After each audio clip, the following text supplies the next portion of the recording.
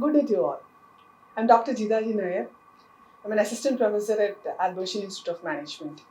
So today I've come with a topic which is known to many of you, which is called as management by objective.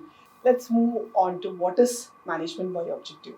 Management by objective is a strategic movement model that aims to improve the performance of an organization by clearly defining the objectives that are agreed to by both management and the employees.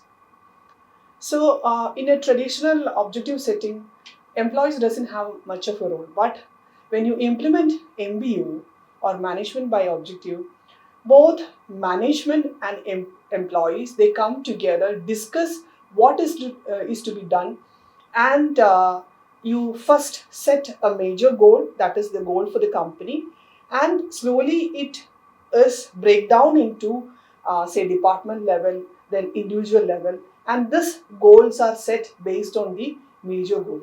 So what is the benefit? Benefit is one, the employee is part of the entire process, so he will feel accountable in the entire process, and he will uh, make sure that the objectives which is set by consensus is met at the end of the day. So according to the theory, having a sane goal setting and action plan encourages participation and commitment, as I told you earlier, among the employees, as well as aligning the objectives across the organization. So you are very clear about what an organization wants, what your department wants, and as an individual, what is it that you want. So this particular concept was introduced by Peter Drucker in 1954. So it is a part of the planning process. We usually talk this management by objective in the planning phase. This is accomplishment of objectives through a participation of all the concerned parties, and it's a participative and democratic style of management. So when you implement a MBO, you are ensuring that you are showing a participative and democratic style of management. So this is the entire process of MBO. So first you start with determining the organization goals, what exactly that the organization wants from the economy, or what exactly that organization wants. Second step is to determine the employee's objective. So you from the organization objectives, you derive your employee's objective. Then third step is you monitor the progress and performance. So once objective is set, you ensure that you're achieving those objectives. So a constant monitoring process happens during this process. Once monitoring happens, it is time for performance evaluation, whether you have achieved the set goals or not. So that is dealt during the step 4, that is performance evaluation.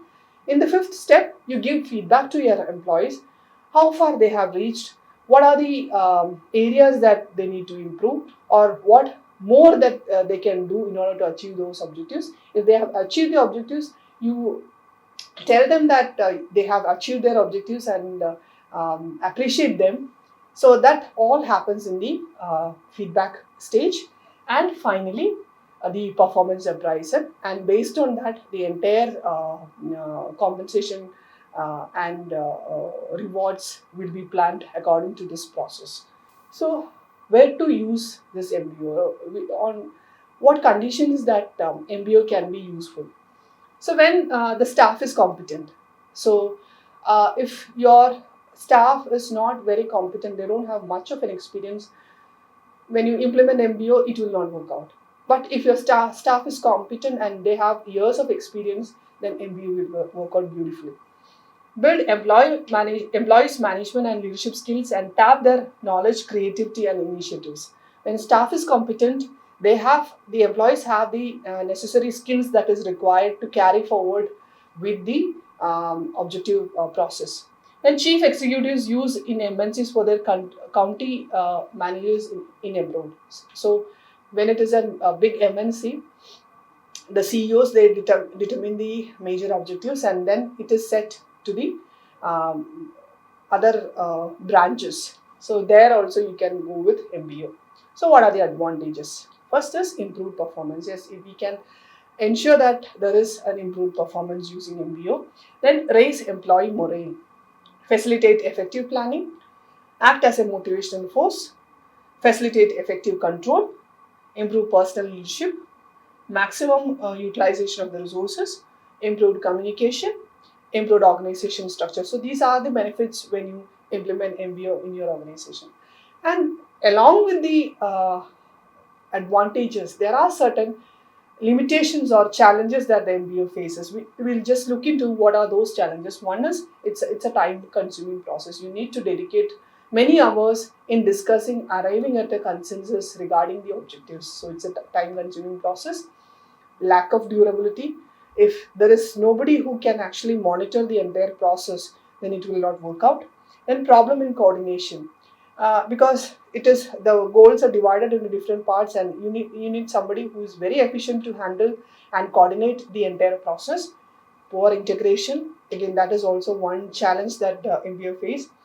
Lack of support of top management. If the top management is not into the process, then MBO will not work out. Difficulty in quantifying the goals and objectives. So if you want to do the performance evaluation, you need to quantify the goals into measurable components. If you're not able to do that, again, MBA will be a failure. Then lack of adequate skills and training, which is required for the employees as well as the management to carry out the MBO process. So there are examples where, or the companies which have beautifully implement this process. One is HP, then Intel, they also go for this MBO approach.